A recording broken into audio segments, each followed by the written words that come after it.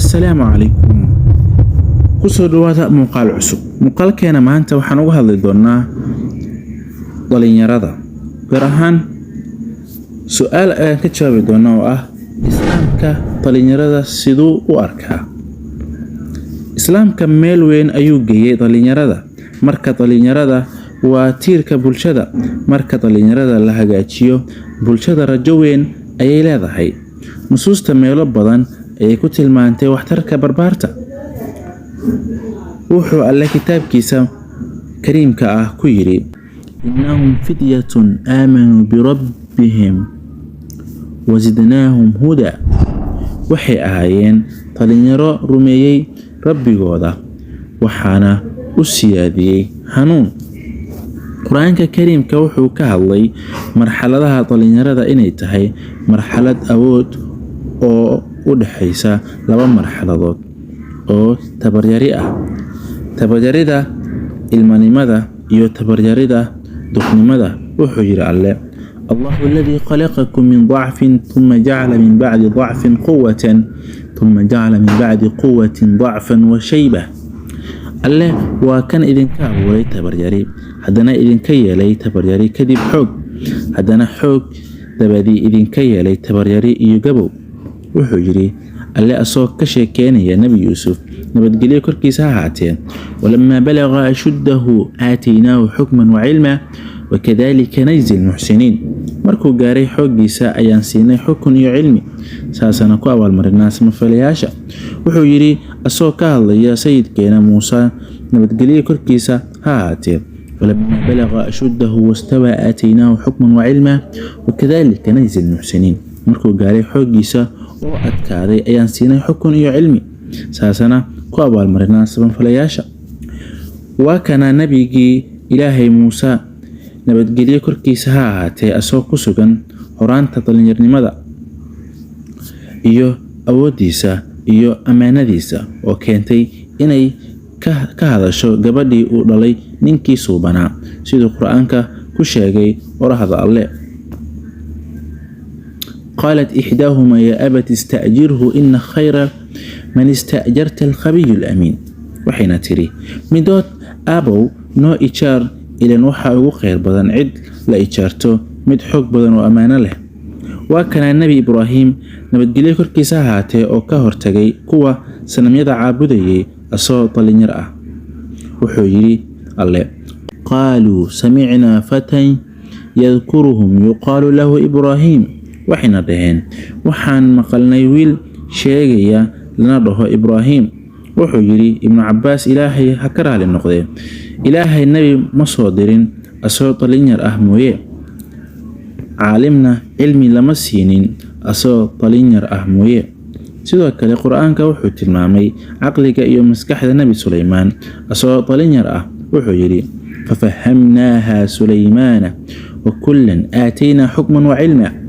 wuxuu alla la hadlay sayidkiisa Yaxya nabadgelyo korkiisa ha ahaatee si uu ugu istaago amaanada cilmiga iyo culayska dacwada qaab xoog iyo go'aan dhalinyarnimadiisa leh. wuxuu yiri alle يا يحيى خذ الكتاب بقوة وآتيناه الحكم الصبية. يحيى ku qaado kitaabka xoog dadaal waxaana siinay xukun isagoo yar.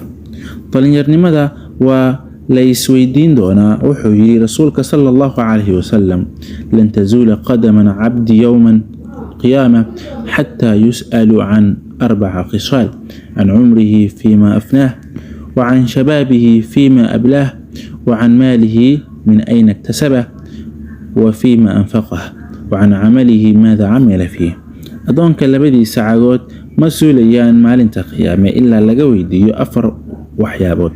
cumrigiisa muxuu ku dhameeyay, dhalinyarnimadiisa muxuu ku baabi'iyay, hantidiisa intuu ka keenay xagee buuna ku bixiyay, aqoontiisa muxuu ku sameeyay. wuxuu yiri Allah subhanahu wa ta'ala وإذ قال لقمان لابنه وهو يعظه يا بني لا تشرك بالله إن الشرك لظلم عظيم. xasuuso markuu ku yiri Luqmaan wiilkiisa isagoo waaninaya wiilkaygiyow alle ha la wadaajin shirkigu waa dulmi weyne.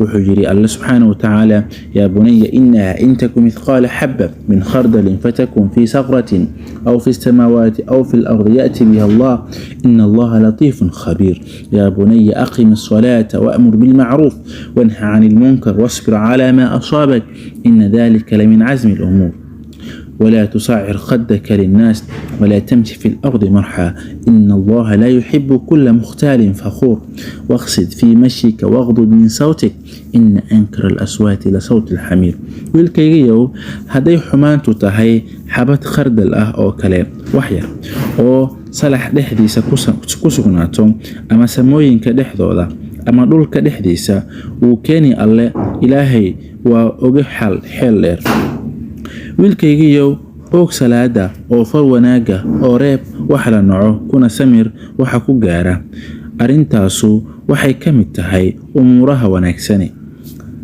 hana ka jeedin wajigaaga dadka hana ugu socon dhulka kibir alle ma jecla mid kasto isla weyn oo faan badan socodkaaga ku dhexdhexayso hoosna u dhig codkaaga cod waxa ugu xun codka dameeraha waxaa laga wariyay ibn Abbas ilaahay ka raali noqday wuxuu yiri maalin ayaa nabiga gadaashiisa saarnaa wuxuu igu yiri yaa gulaam inni uallimuka kalimaat ahfadillah yahfazuk ahfadillah tajid tujahak idha sa'alta fas'alillah وإذا استعنت فاستعن بالله واعلم أن الأمة لو اجتمعت على أن ينفعوك بشيء لم ينفعوك إلا بشيء قد كتبه الله لك ولو اجتمعوا على أن يضروك بشيء لم يضروك إلا بشيء قد كتبه الله عليك رفعت الأخلاق وجفت الصحف يروا وحن كبريا إليو إلالي واجبك عليه وكيل علينا إلى الله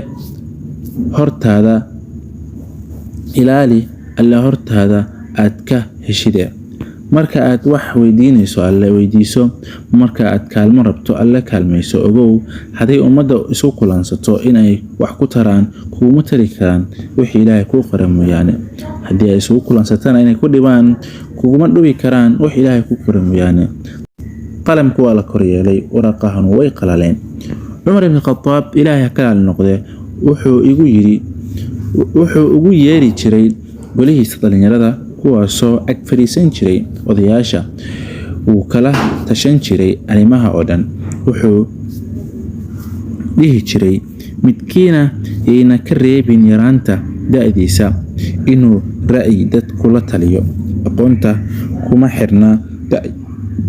aqoonta kuma xirna da'yarida iyo weynida inaad weynaato alle meeshuu doono ayuu dhigaa gulihiisa talinyar ayaa ku sugnaa waxa ugu horeeyay Abdullah ibn Abbas oo Umar yiri asoo ka hadlaya wuxuu leeyahay carab su'aal badan iyo qalbi aqli badan talinyarada waxay u baahan yihiin aqoon iyo cilmi in la baro Ilaahay ma farin nabigiisa in wax la siyaadsado oon cilmiga ahayn wuxuu leeyahay alle asoo la hadlaya nabi Muhammad sallallahu alayhi wasallam وقل رب زدني علما رب جو يكر علمك وحليه علم ولا تمشي في الأرض مرحا إنك لن تغرق الأرض ولن تبلغ الجبال طولا هنا كسو عن دولك كبر إلى المتشيح كرتير دولك كمنا قاري سيد بورها راديره وحليه نبينا محمد صلى الله عليه وسلم 3 مهلكات شح المطاع وهو المتبع وإعجاب المرء برأيه 3 وحبي هلاجان بقيلنمو oo loo hogaansamo iyo habo la raaco iyo qofka aragtidiisa inuu la dhaco muuqaalkeena maanta intaas ayuu ku egyahay halka ku kulmi doono muuqaalkan mid lamida waxaan idinkaga tegayaa sidaas iyo assalaamu calaykum waraxmatullaahi tacaala wabarakaatuh